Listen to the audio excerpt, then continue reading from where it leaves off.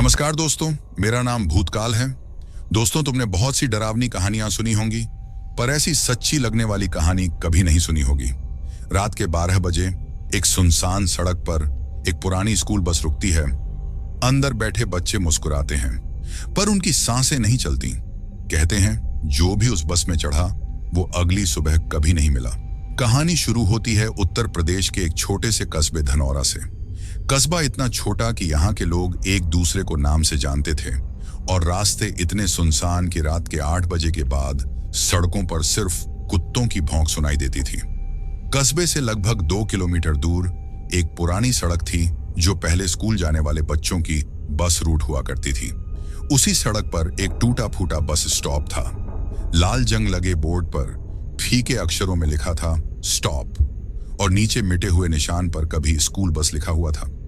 लोगों का कहना था कि उस स्टॉप पर पिछले 10 साल से कोई बस नहीं रुकती। वहां का रास्ता अब वैसा नहीं रहा।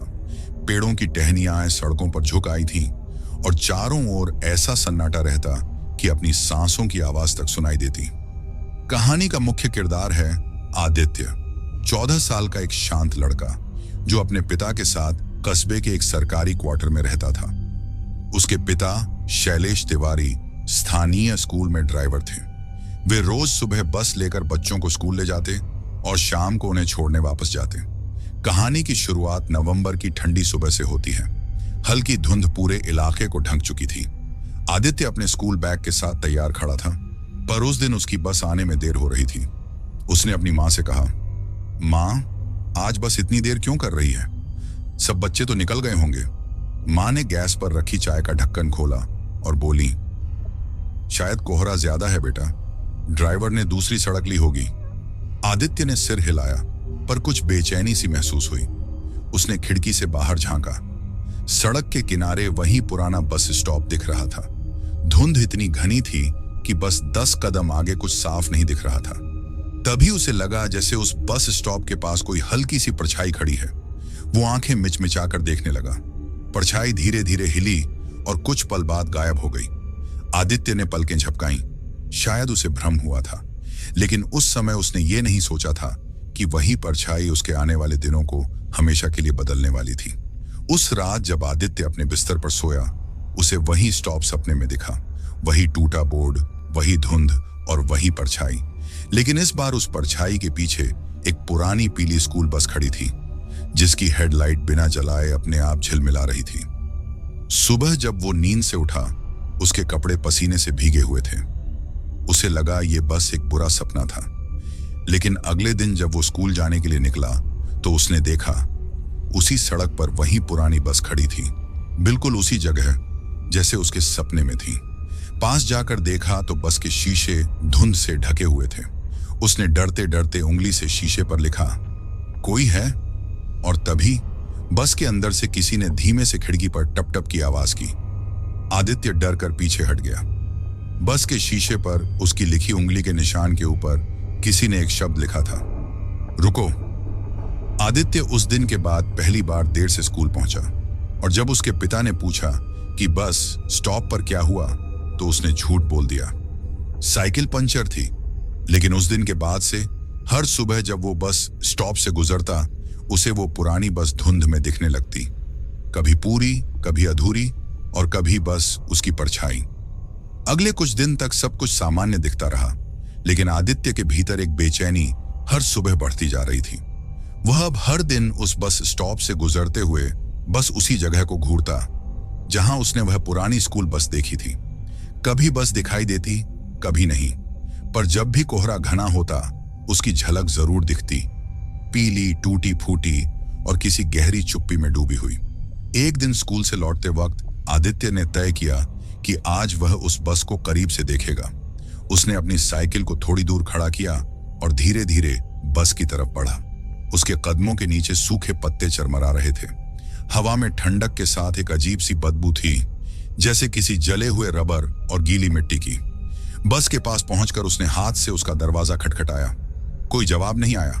थोड़ी देर तक रुकने के बाद उसने दरवाजे का हैंडल पकड़ा और जोर से खींचा। दरवाजा कर्रर की आवाज के साथ खुल गया। अंदर अंधेरा था। सीटों पर धूल की मोटी परत जमी थी। कुछ सीटें आधी टूटी हुई थीं।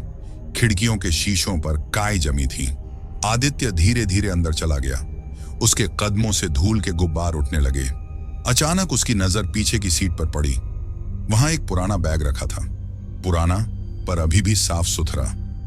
उसने डरते हुए बैग उठाया और झिप खोली। अंदर एक पुरानी डायरी थी, लाल कवर वाली, जिस पर फीके अक्षरों में लिखा था रवि क्लास 6B। आदित्य ने धीरे से डायरी खोली। पहले कुछ पन्ने सामान्य थे, स्कूल की बातें, दोस्तों के नाम, होमवर्क। लेकिन फिर 7वें पन्ने पर कुछ अजीब लिखा था। आज बस में कुछ अजीब हुआ। जब हम सब बच्चे उतर चुके थे, तब बस के शीशे में किसी और का चेहरा दिखा। वो हम में से कोई नहीं था। आदित्य के हाथ कांपने लगे। उसने आगे पढ़ना जारी रखा। दूसरे दिन वही चेहरा फिर दिखा, बस के आखिरी शीशे में। वो मुस्कुरा रहा था। मैंने मम्मी को बताया, पर उन्होंने कहा कि वो मेरा वहम है। पर आज जब मैंने बस की सीट के नीचे देखा, वहां किसी ने खून से लिखा था, यह बस मेरी है। आदित्य ने घबराकर डायरी बंद कर दी। उसका दिल जोर जोर से धड़कने लगा। उसने बैग वहीं छोड़कर बस से बाहर निकलना चाहा, लेकिन तभी दरवाजा अपने आप बंद हो गया। आदित्य ने जोर लगाया, पर वो नहीं खुला। अंदर धुंध फैलने लगी थी, जैसे किसी ने बस के अंदर धुआं छोड़ दिया हो। खिड़की से उसने बाहर देखा, लेकिन बाहर अब सड़क नहीं थी, बस कोहरा था, और कोहरे में कोई चल रहा था, एक परछाई जो धीरे धीरे बस की तरफ बढ़ रही थी। आदित्य ने डर से आंखें बंद कर ली। उसी समय पीछे की सीट से किसी ने बहुत हल्की आवाज में कहा, वो अब भी यहां आती है। आदित्य पलटा।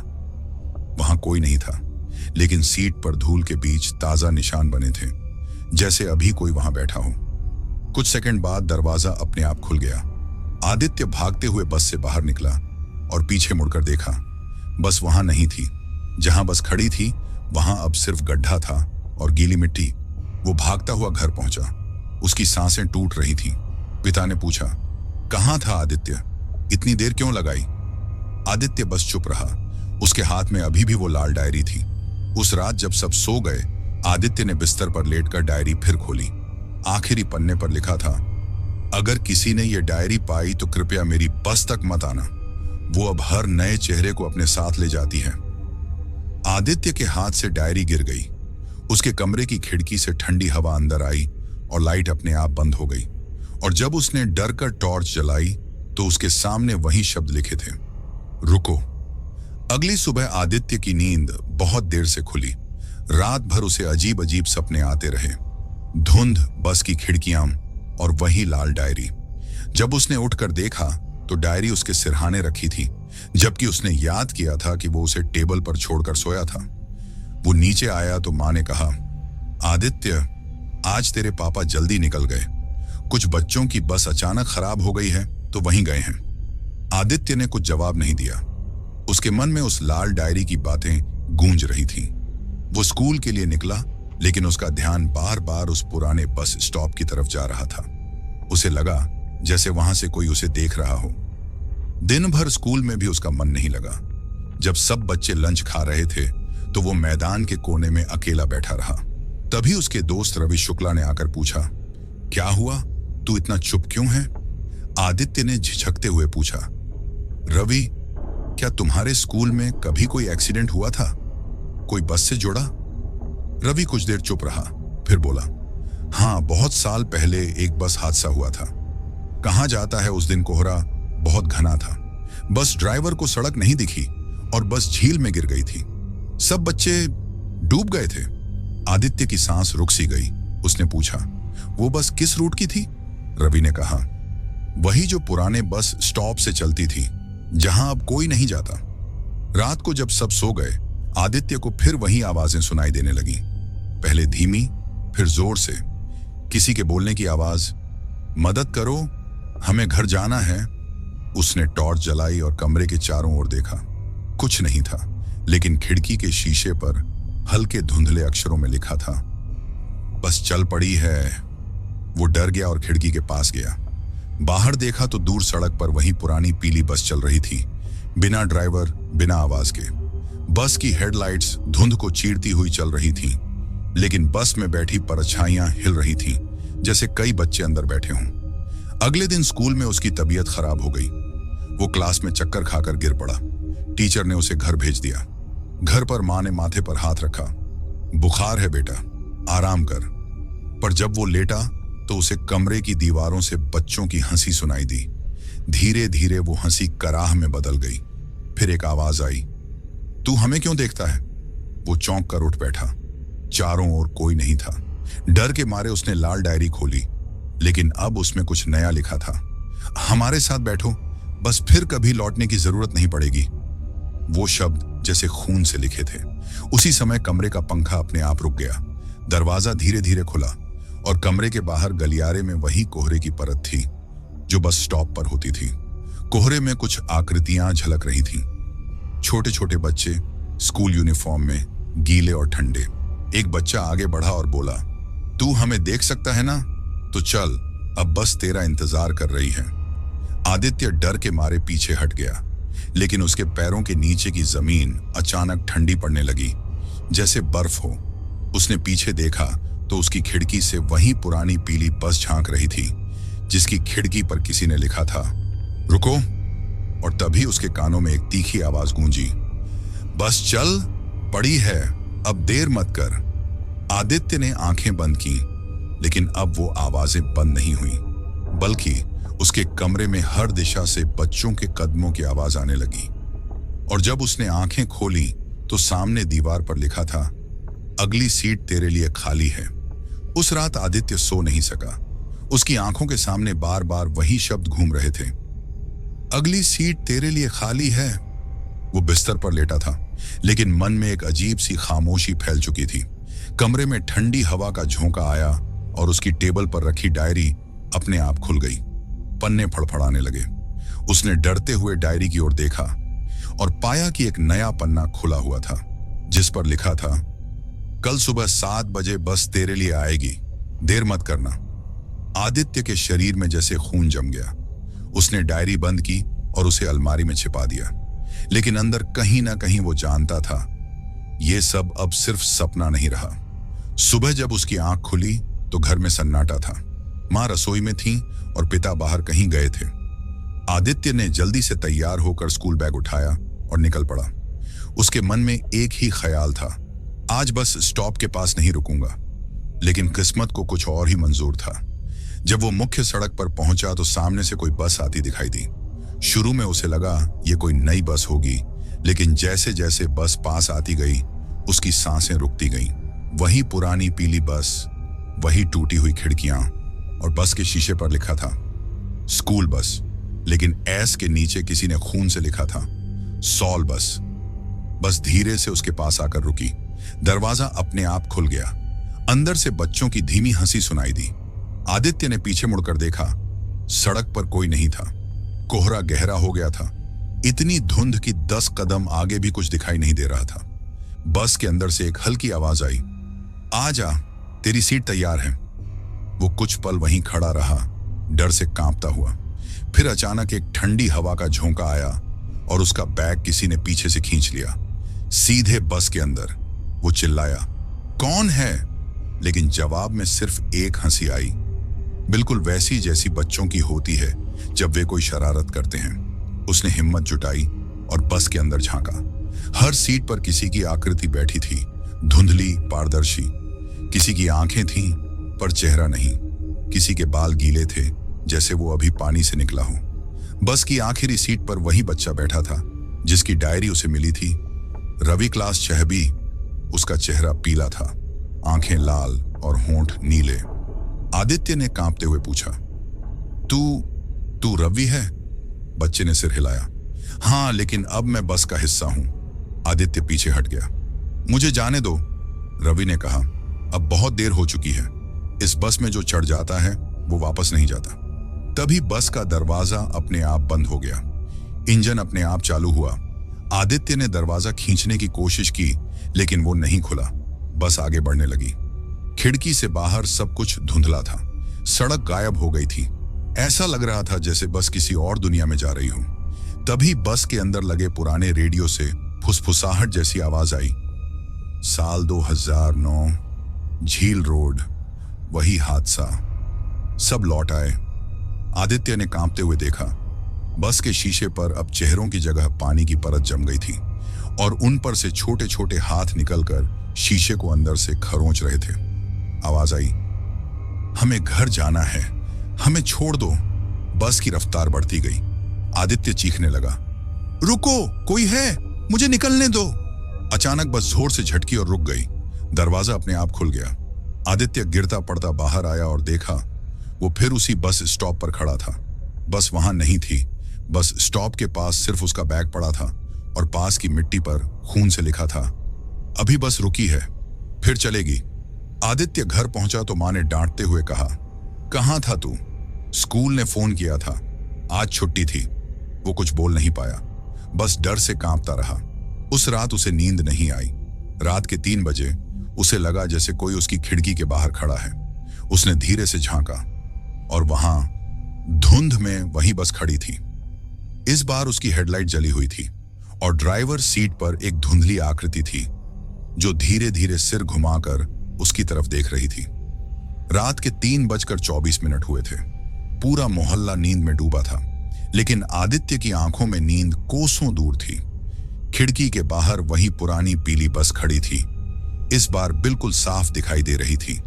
कोहरा कम था, मगर बस की हेडलाइट की रोशनी पीली नहीं, लाल थी, जैसे किसी ने भीतर आग जला रखी हो। ड्राइवर सीट पर बैठी परछाई हिली। वो धीरे धीरे गर्दन घुमाकर आदित्य की खिड़की की तरफ देखने लगी।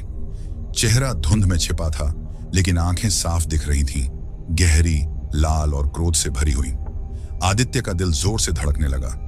उसने धीरे से खिड़की बंद करने की कोशिश की, लेकिन जैसे ही उसने हाथ लगाया, शीशे पर किसी ने अंदर से दस्तक दी।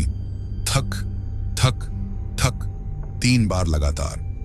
उसने घबराकर पर्दा गिरा दिया और बिस्तर पर बैठ गया, लेकिन पर्दे के पीछे से अब भी वो लाल रोशनी छनकर आ रही थी। कुछ देर तक सन्नाटा रहा, फिर धीरे धीरे वही फुसफुसाहट शुरू हुई, बस चल पड़ी है, ड्राइवर वापस आ गया है। आदित्य ने कान बंद कर लिए, मगर आवाजें और साफ होती चली गईं। फिर दरवाजे की कुंडी अपने आप खड़खड़ाई, जैसे कोई बाहर से खोलने की कोशिश कर रहा हो। वो डर के मारे बिस्तर से उतरकर मां के कमरे की ओर भागा, लेकिन तभी गलियारे में अंधेरा फैल गया। लाइट अपने आप बुझ गई और बाहर बस का इंजन चलने की आवाज आई। धीरे धीरे गलियारे की दीवारों पर लाल रोशनी पड़ने लगी, जैसे बस घर के ठीक सामने खड़ी हो। आदित्य ने धीरे से दरवाजे के छेद से झांका। बस का दरवाजा खुला हुआ था और ड्राइवर सीट खाली थी। फिर पीछे से एक भारी धीमी आवाज आई, तू मेरा रास्ता क्यों देखता है बच्चे? आदित्य ने पलटकर देखा। दरवाजे के पीछे कोई खड़ा था, लंबा दुबला, और उसके शरीर से धुआं निकल रहा था। चेहरा झुलसा हुआ, बाल जले हुए और हाथों में वही ड्राइवर की टोपी। उसके होंठ हिले। मैं वही हूं जिसने वो बस चलाई थी जिस दिन हादसा हुआ। आदित्य की सांस रुक गई। उसने कांपते हुए पूछा, कौन सा हादसा? आवाज आई, वो हादसा जिसमें मेरी गलती नहीं थी, लेकिन सबने कहा कि मैंने बच्चों की बस झील में गिरा दी। उसने धीमे से सिर झुकाया। मैं उन्हें बचा नहीं पाया। अब वो सब बस में मेरे साथ हैं, हमेशा के लिए। आदित्य पीछे हटता गया।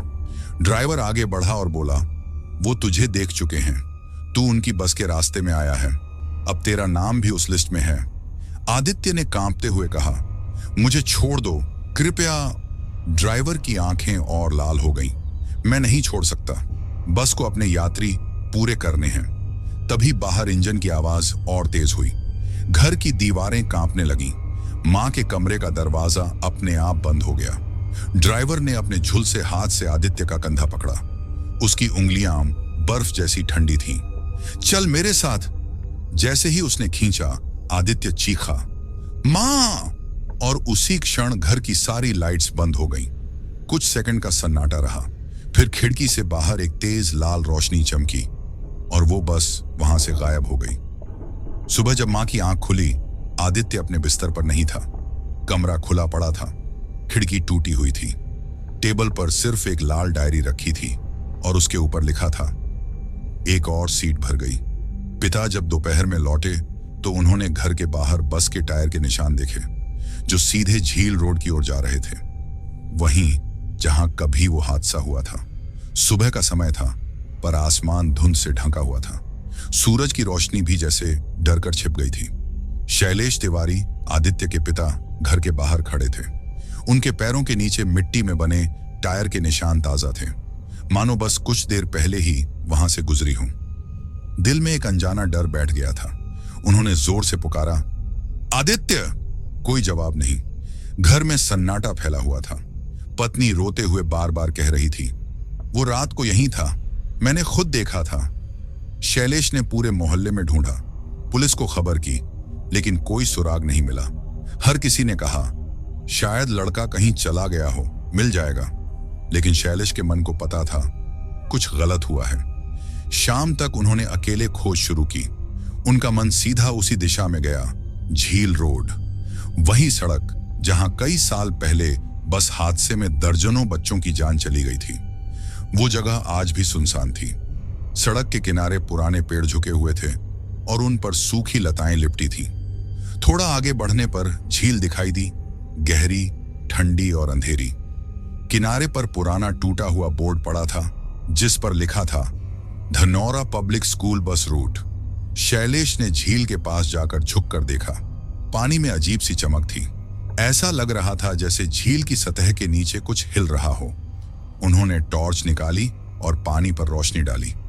पानी के भीतर कुछ आकृतियां तैर रही थीं, छोटे बच्चों जैसी। उनके कपड़े पुराने स्कूल यूनिफॉर्म जैसे थे। शैलेश का दिल धड़कने लगा।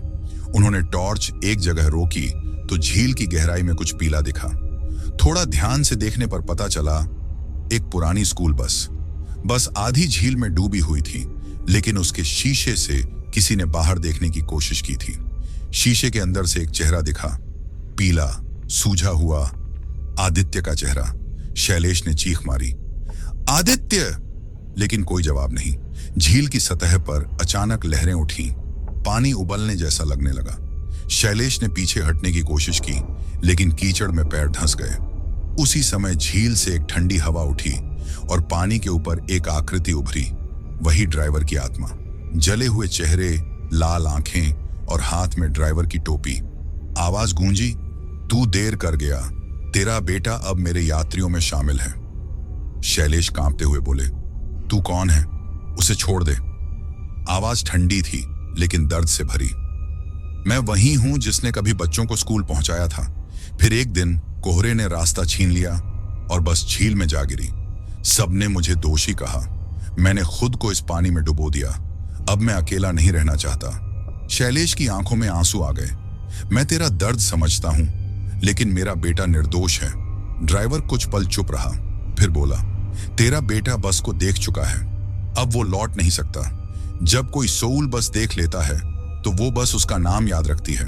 शैलेश ने हिम्मत जुटाकर झील में कदम रखा। अगर मेरा बेटा गया है तो मैं भी वहीं जाऊंगा। पानी ठंडा था, मगर धीरे धीरे गुनगुनाहट सी सुनाई देने लगी। बच्चों की हंसी, किसी की सिसकी, किसी की पुकार। अचानक पानी में लहर उठी और शैलेश का पैर नीचे खींच गया। उन्होंने खुद को संभालने की कोशिश की, लेकिन जैसे किसी ने नीचे से हाथ पकड़ लिया हो। झील का पानी उनके सिर तक आ गया। टॉर्च गिर चुकी थी। पानी के नीचे उन्होंने देखा, बस के शीशे के पीछे से आदित्य उन्हें देख रहा था। उसके होंठ हिल रहे थे, जैसे कह रहा हो, पापा। शैलेश ने हाथ बढ़ाया, लेकिन उसी पल झील की सतह पर एक आवाज आई। वो बस के दरवाजे की थी और फिर अचानक सब कुछ शांत हो गया। अगले दिन सुबह झील के किनारे सिर्फ एक टोपी मिली, बस ड्राइवर की पुरानी टोपी, और पास की मिट्टी पर खून से लिखा था, एक और पिता आ गया, पर बस अभी खाली नहीं हुई। रात का समय था।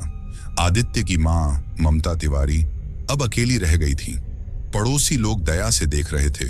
कोई खाना भेज देता, कोई सांत्वना के 2 शब्द कह जाता, लेकिन उसके चेहरे पर बस एक ही सवाल लिखा था, कहाँ गए मेरे पति और मेरा बेटा? 3 दिन बीत चुके थे।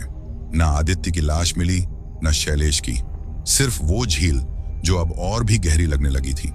ममता हर रात करवटें बदलती, पर नींद नहीं आती। लेकिन चौथे दिन रात को अचानक उसकी आंख लग गई और वहीं से शुरू हुआ उसका डरावना सपना। उसने देखा वो एक बस में बैठी है। बस बहुत पुरानी है, अंदर अंधेरा है, सीटों पर बच्चे बैठे हैं, कोई मुस्कुरा रहा है, कोई खिड़की से बाहर देख रहा है। सबके कपड़े गीले हैं, जैसे अभी अभी पानी से निकले हों। ममता ने पूछा, ये कौन सी बस है? कंडक्टर की जगह कोई आदमी खड़ा था, सिर पर पुरानी ड्राइवर टोपी, चेहरा झुलसा हुआ, आंखें लाल। वो मुस्कुराया और बोला, धनौरा पब्लिक स्कूल बस। ममता का दिल धड़क उठा। आदित्य कहाँ है? उसने चिल्लाया। ड्राइवर ने बस के पीछे की सीट की ओर इशारा किया। वहां आदित्य बैठा था, लेकिन वो अब वैसा नहीं था। चेहरा पीला, आंखें धंसी हुई और होंठों पर एक अजीब सी मुस्कान। उसने धीमी आवाज में कहा, मां, यहां सब बहुत अच्छा है, पापा भी यहीं हैं। ममता डर के मारे कांप गई।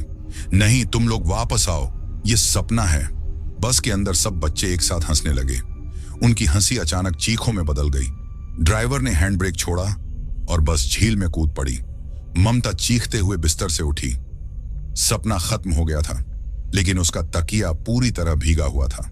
वो खिड़की की ओर दौड़ी और देखा, सामने सड़क पर एक पीली स्कूल बस खड़ी थी। उस पर मिट्टी से लिखा था, बस में सीट खाली है। ममता ने डर के मारे खिड़की बंद कर दी। लेकिन अगले दिन सुबह जब वो बाहर निकली तो झील रोड पर वही बस के निशान दिखे, जैसे रात में कोई बस सचमुच वहां आई हो। वो सीधा थाने पहुंची। पुलिस इंस्पेक्टर अरविंद ने उसकी कहानी सुनी और कहा, मैडम, आप सदमे में हैं। झील रोड तो अब बंद है, वहां कोई बस नहीं जाती। ममता ने गुस्से में कहा, आपको यकीन नहीं तो मेरे साथ चलिए। शाम को अरविंद अपने 2 सिपाहियों के साथ ममता को लेकर झील रोड पहुंचे। जगह पर सन्नाटा था, बस झींगुरों की आवाजें। सड़क के किनारे पुराने बोर्ड पर अब भी लिखा था, Dhanaura public school route. Arvind ने हंसते हुए कहा, देखिए, यहां कुछ नहीं है। लेकिन तभी पीछे से एक हल्की सी आवाज आई, हॉर्न की।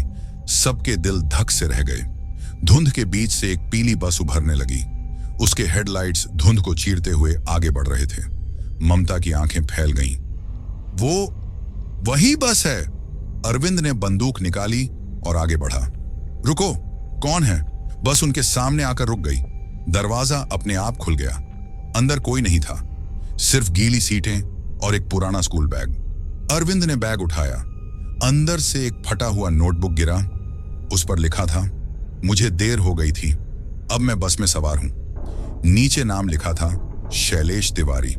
ममता वहीं बेहोश हो गई। सिपाही बस के पीछे गए तो देखा, बस के नंबर प्लेट पर लिखा था, यूपी 33CN 62। अरविंद ने चौंक कर कहा, यह तो वही नंबर है जो हादसे वाली बस का था, लेकिन वो तो 20 साल पहले झील में डूब गई थी। उसी वक्त बस के इंजन ने खुद ब खुद आवाज की। अरविंद ने घबरा कर पीछे देखा। बस के शीशे में बच्चों के धुंधले चेहरे झलक रहे थे और उनमें से एक की आवाज आई, अंकल, अब आप भी चलिए, सीट खाली नहीं रहेगी।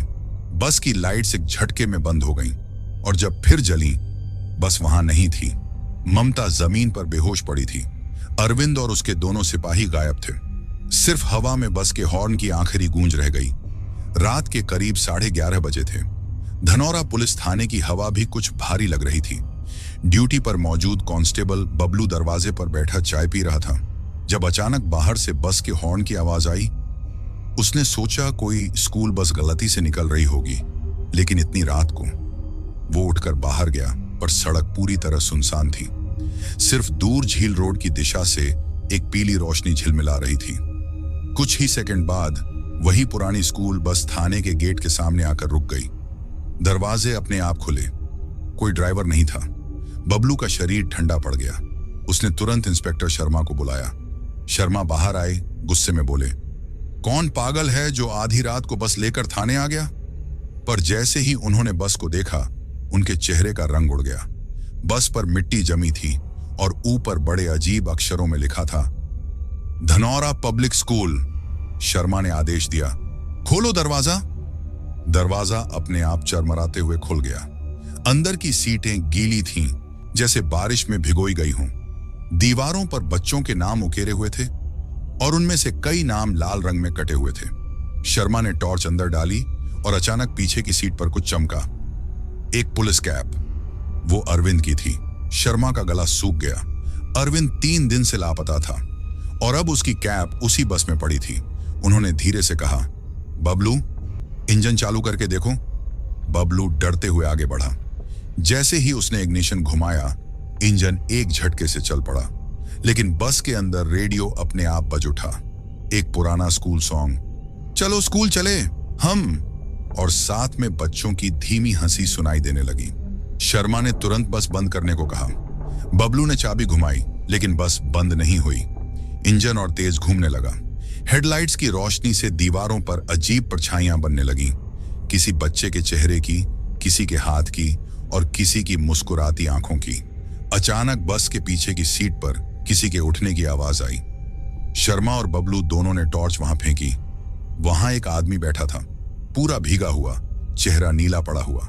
वो धीरे से बोला, बस में अब भी सीटें खाली हैं। बबलू ने चीख मारी और भागने लगा, लेकिन दरवाजा अपने आप बंद हो गया। बस के अंदर चारों ओर धुंध फैलने लगी।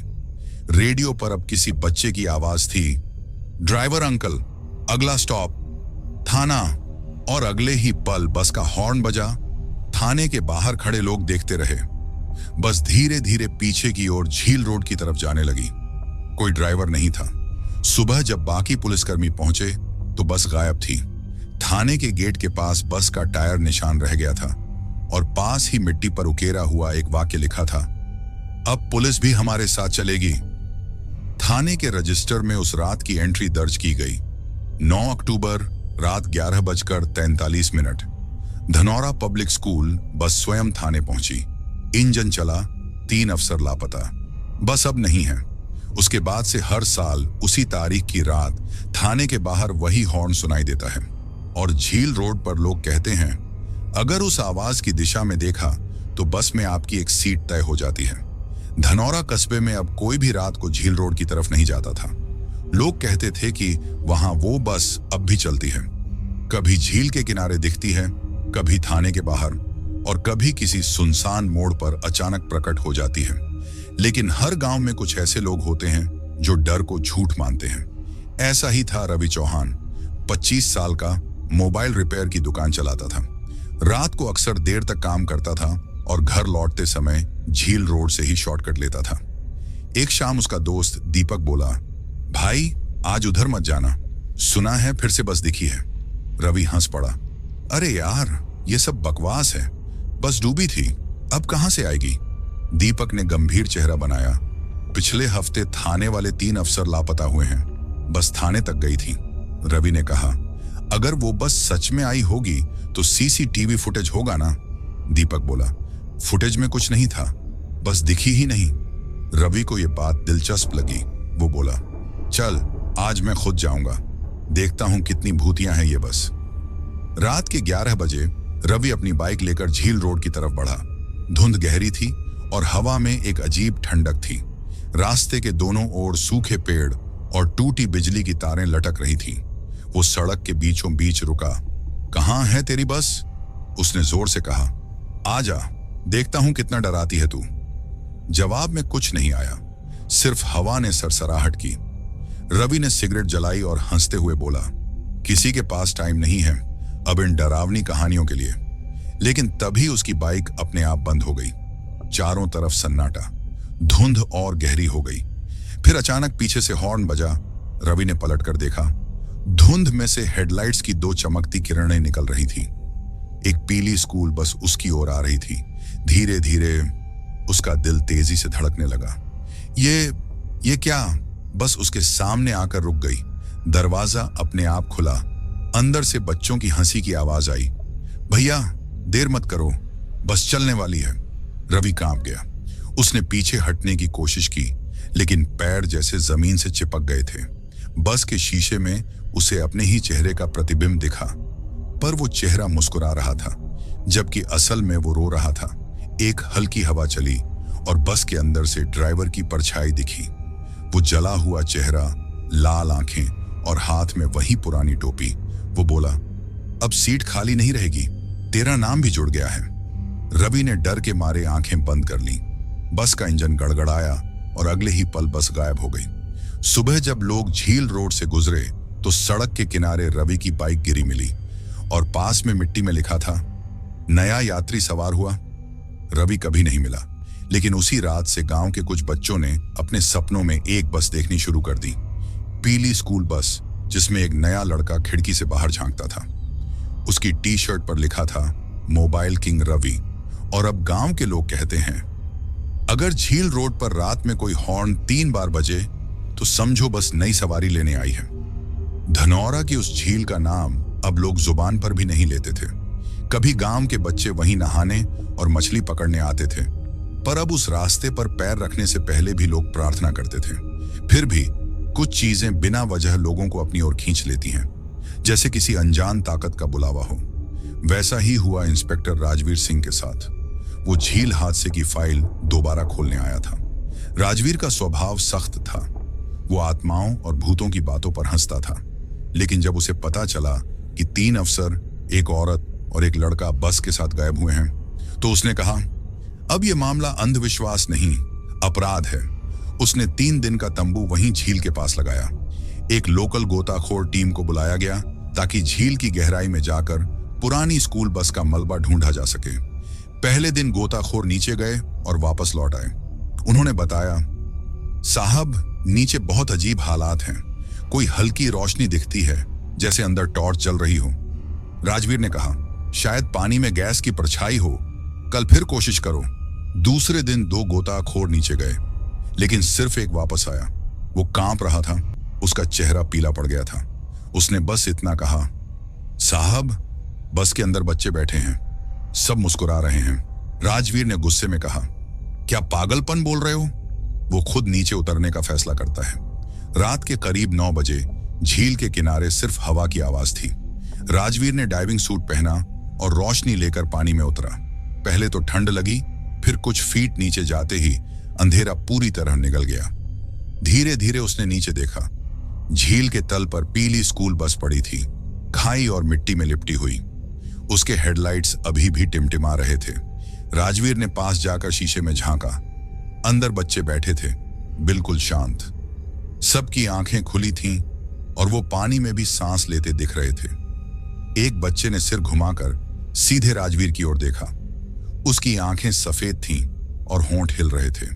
राजवीर के कानों में धीमी आवाज आई, बस में बैठ जाओ अंकल, देर मत करो।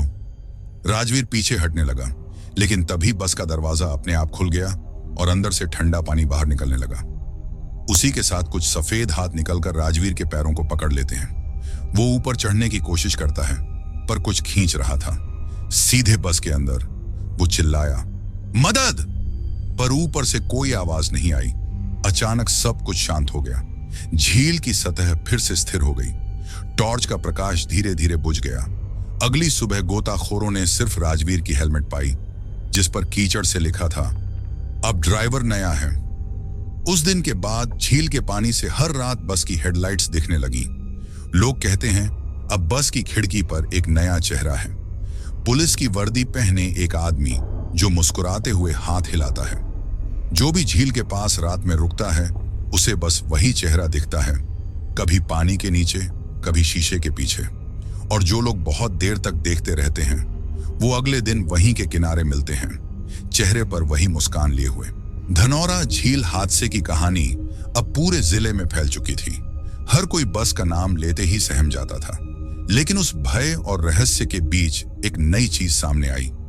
एक पुरानी डायरी जो झील के किनारे एक पत्थर के नीचे दबी मिली। डायरी की हालत बहुत खराब थी। पन्ने सड़े हुए, किनारे काले और कुछ हिस्से पर कीचड़ सूख चुकी थी। लेकिन बीच के पन्नों पर कुछ शब्द अब भी पढ़े जा सकते थे। उस डायरी के पहले पेज पर लिखा था, Ramkishan Yadav, school bus driver, 2005। जी हां, वही ड्राइवर जिसे हादसे के बाद कसूरवार कहकर सबने बदनाम किया था। पर अब उसकी डायरी बताने वाली थी कि सच क्या था।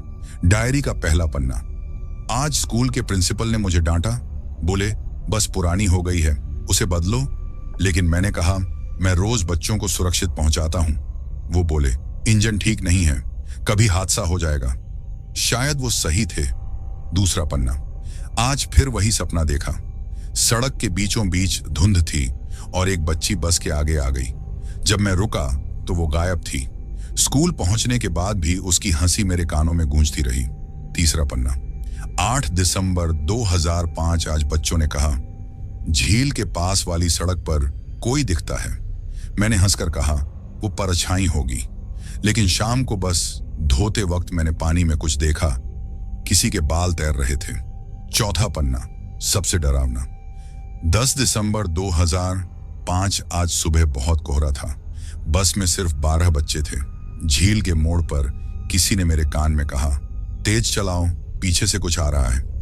मैंने पीछे देखा, बस खाली थी, लेकिन शीशे में बच्चों के साए दो दो दिखाई दे रहे थे। और फिर बस फिसल गई। पन्ना वहीं मिट्टी से धुंधला गया। नीचे लिखा था बस 2 शब्द, माफ करना बच्चों। जांच टीम ने डायरी जब्त की, लेकिन उस रात थाने में अजीब घटना हुई। थाने के कमरे में जहां डायरी रखी थी, वहीं सीसीटीवी में देखा गया कि एक परछाई धीरे धीरे आती है, डायरी उठाती है और फिर गायब हो जाती है। अगली सुबह डायरी वहीं नहीं थी, लेकिन उसी कमरे की दीवार पर कोयले से लिखा मिला, मैंने बच्चों को मारा नहीं, मैंने उन्हें बचाया। उसके बाद से जब भी कोई नई मौत होती, बस के शीशे में ड्राइवर की परछाई नहीं दिखती थी। वो सीट अब खाली रहती। लोग कहते हैं कि अब वो सीट किसी नए व्यक्ति के लिए होती है, जो सच्चाई जानने की कोशिश करता है। हर बार जब झील के पास हवा चलती है, तो वही पुरानी आवाज आती है, चलो स्कूल चले हम। और हवा में बस का हॉर्न सुनाई देता है। रात के ठीक 12 बज चुके थे। हवा पहले से भी ज्यादा ठंडी और भारी थी। पूरा बस स्टॉप अब जैसे एक काला दरवाजा बन गया था, उस दुनिया का जहां से लौटना नामुमकिन होता है। राजीव और सौरभ दोनों अब भी वहीं थे, बस के अंदर, और बस के शीशों पर एक एक करके लाल हाथों के निशान उभरने लगे थे। सौरभ कांपती आवाज में बोला, राजीव, ये सब किसका है? किसने खून से लिखा है ये सब? राजीव कुछ नहीं बोला। बस के अंदर लगी टॉर्च की रोशनी अचानक झपकी और बुझ गई। उसी वक्त सामने की सीट पर बैठी एक औरत की परछाई हिली। वो वही थी, वही औरत जो हर रात बस स्टॉप पर दिखती थी, वही जो बरसों पहले इसी बस में मरी थी। उसने धीरे धीरे अपना चेहरा घुमाया। उसका चेहरा अब साफ दिख रहा था। आधी खोपड़ी झुलसी हुई, बाल उलझे हुए, आंखें कोयले जैसी काली। उसने टूटी आवाज में कहा, तुमने मेरी नींद क्यों तोड़ी? सौरभ ने डर से आंखें बंद कर लीं और मुंह से सिर्फ एक चीख निकली। राजीव ने किसी तरह खुद को संभाला और बोला, हम बस जाना चाहते हैं, हमें माफ कर दो। वो औरत धीरे से हंसी। वो हंसी किसी इंसान की नहीं थी, वो खाली डिब्बे में हवा के फंसने जैसी थी। फिर उसने कहा, जाना चाहते हो तो मेरे साथ चलो। बस के दरवाजे अपने आप खुल गए और बाहर का अंधेरा अंदर घुस आया। चारों तरफ कोहरा ही कोहरा। बस के बाहर वही पुरानी कच्ची सड़क थी, लेकिन अब वो किसी दूसरी जगह लग रही थी, जैसे इस दुनिया की नहीं। राजीव ने सौरभ का हाथ पकड़ा, भागो। दोनों दौड़ते हुए बाहर निकले, पर जैसे ही सड़क पर पहुंचे, चारों तरफ सिर्फ धुआं और राख थी। बस गायब थी, बस स्टॉप गायब था। यहां तक कि सड़क भी जैसे मिट चुकी थी। दूर कहीं एक बच्चा खड़ा था, वही जो स्कूल ड्रेस में था, वही जो पहली रात बस स्टॉप पर दिखा था। उसने हाथ हिलाया और फिर मुस्कुराया। उसकी मुस्कान में सिर्फ दांत थे, होंठ नहीं। राजीव ने जोर से आंखें बंद कर ली। सौरभ ने उसे झकझोरा, राजीव, ये जगह क्या है? हम कहां आ गए?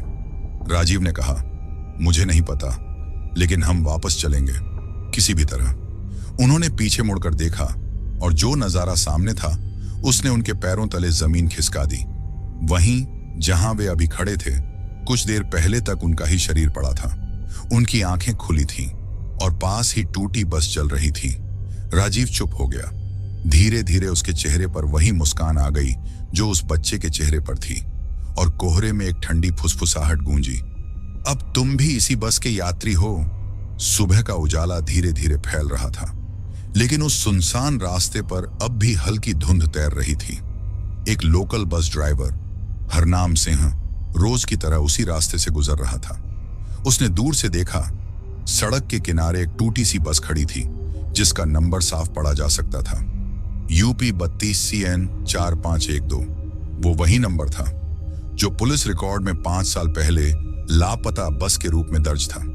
हरनाम ने सोचा शायद किसी ने पुरानी बस यहां छोड़ दी होगी, पर जैसे ही वो पास पहुंचा, उसकी नजर बस की खिड़कियों पर पड़ी।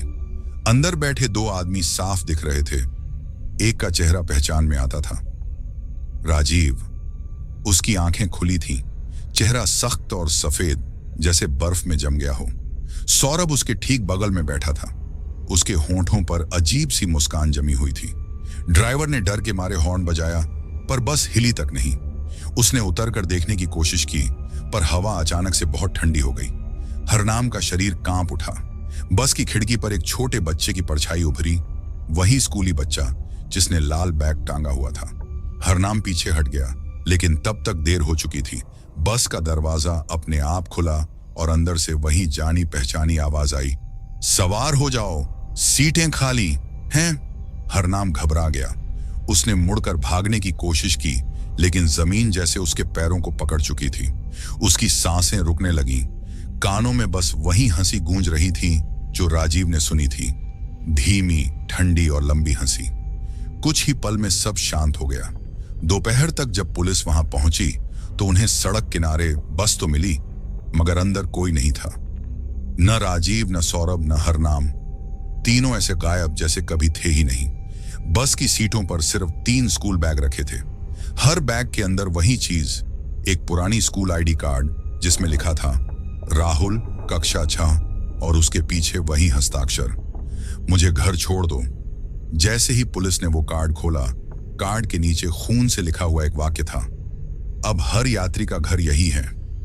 रिपोर्ट में उस केस को अज्ञात आत्मा से जुड़ा मामला बताया गया, पर जो लोग उस रास्ते से गुजरते थे उन्होंने कई रातों तक वही बस देखी, कभी चलती हुई, कभी रुकी हुई, और बस के अंदर बैठे 3 मुस्कुराते चेहरे। 3 दिन बाद राजीव, सौरभ और हरनाम के गायब होने की खबर पूरे इलाके में फैल गई थी। पुलिस ने उस सुनसान रास्ते को प्रतिबंधित क्षेत्र घोषित कर दिया था।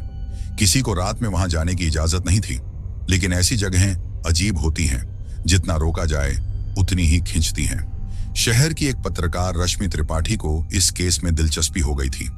वो अपने चैनल के लिए भूतिया बस स्टॉप की सच्चाई पर एक डॉक्यूमेंट्री बनाना चाहती थी। रश्मि के साथ उसका कैमरामैन अनिल था। रात के करीब 11 बजे दोनों उस रास्ते पर पहुंचे। ठंडी हवा चल रही थी और चारों तरफ धुंध। रश्मि ने कैमरा ऑन किया और रिकॉर्डिंग शुरू की। हम इस वक्त उस जगह पर हैं जहां पिछले 5 सालों में कुल 12 लोग लापता हो चुके हैं। स्थानीय लोगों के मुताबिक आधी रात को यहां एक पुरानी स्कूल बस दिखाई देती है, जो सुबह होते होते गायब हो जाती है।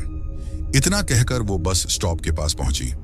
वहीं पर जमीन में कुछ अजीब निशान थे, जले हुए टायरों के निशान, जैसे किसी भारी वाहन ने अचानक आग पकड़ ली हो। अनिल ने टॉर्च चमकाई तो पास ही एक लोहे की प्लेट गिरी पड़ी थी, जिस पर लिखा था शिशु पब्लिक स्कूल बस नंबर यूपी 32 CN 4512। रश्मि ठिठक गई। उसने धीरे से कहा, यही वो बस है। इतने में हवा का एक तेज झोंका आया और दूर कहीं से किसी बच्चे की हंसी सुनाई दी। दोनों ने एक दूसरे की ओर देखा। कोई और आवाज नहीं थी, पर कैमरे के माइक में वो हंसी साफ रिकॉर्ड हो रही थी। रश्मि ने धीरे से पुकारा, कौन है वहां? कोई जवाब नहीं मिला।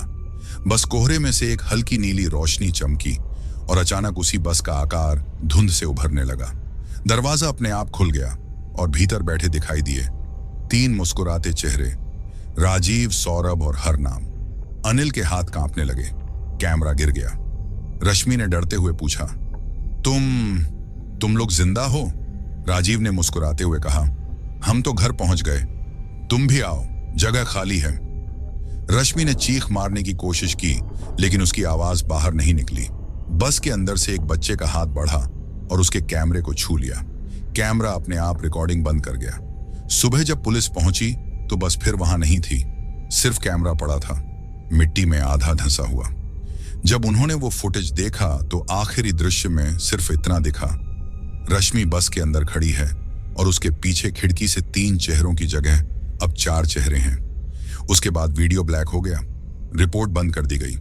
मगर कहते हैं उस रात से भूतिया बस स्टॉप पर अब 4 परछाइयां दिखती हैं, 3 मर्द और एक औरत। और जब भी कोई वहां आधी रात को खड़ा होता है, एक धीमी आवाज आती है, सीट खाली है, सवार हो जाओ। 3 महीने बीत चुके थे। भूतिया बस स्टॉप की कहानी अब हर अखबार और सोशल मीडिया पर चर्चा का विषय बन चुकी थी। कुछ लोग इसे अफवाह मानते, कुछ लोग सच्ची घटना, लेकिन पुलिस इंस्पेक्टर विकास सिंह के लिए ये सिर्फ कहानी नहीं थी, उनके सगे भाई सौरभ उन लापता लोगों में से एक थे। विकास ने ठान लिया था कि वो सच का अंत देखेगा, चाहे कुछ भी हो जाए।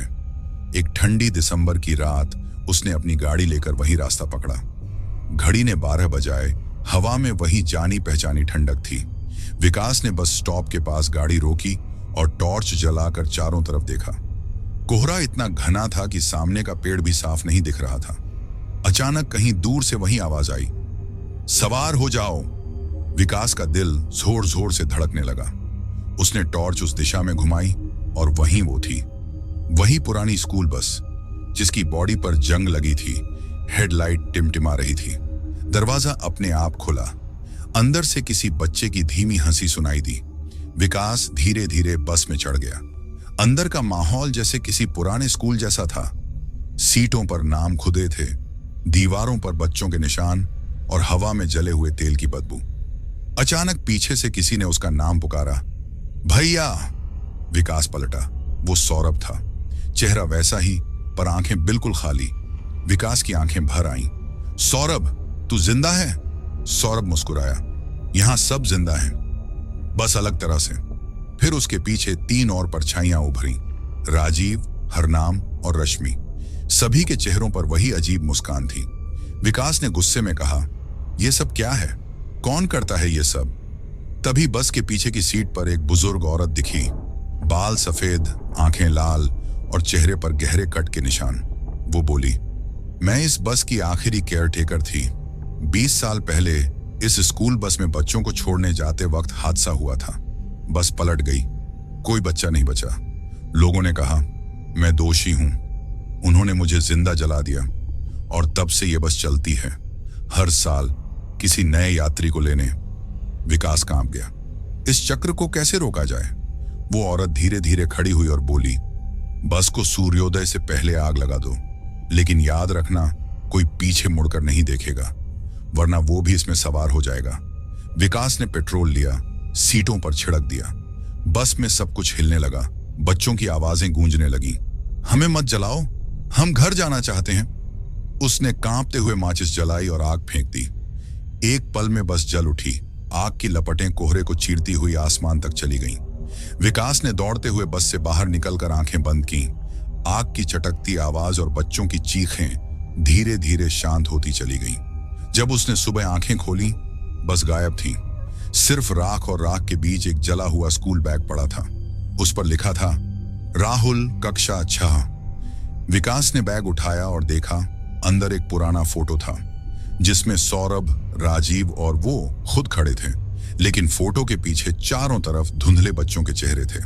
उसने फोटो जलाने की कोशिश की, पर फोटो पर आग लगी ही नहीं।